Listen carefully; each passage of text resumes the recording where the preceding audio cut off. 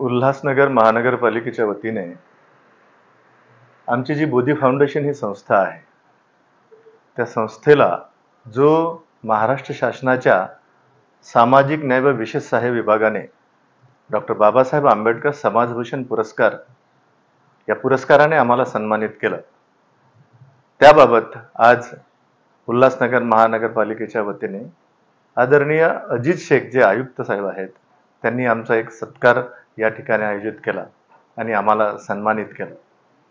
एका अधिकाऱ्याला त्यांनी जे काही काम केलं समाजासाठी असेल, भारतातील नागरिकांच्यासाठी असेल, त्या कामाची कुठेतरी पावती शासनाने द्यावी आणि त्याचा सन्मान उल्हासनगर महानगरपालिकेने करावा, हा आमच्यासाठी अतिशय ही अभिमानाची बाब आहे।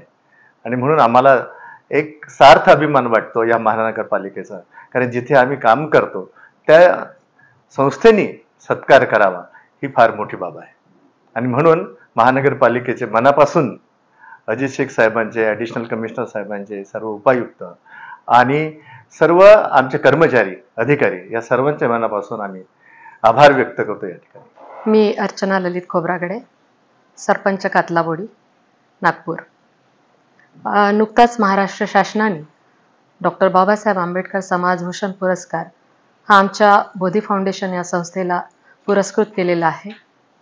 आणि आज उल्हासनगर महापालिकेमध्ये माननीय आयुक्त साहेब श्री अजित शेख सर यांनी आज इथे आमचा सत्कार आयोजित केला। तसेच सर्व प्रशासकीय अधिकारी इथे उपस्थित होते, त्याबद्दल मी मनस्वी त्यांचे आधी आभार मानते।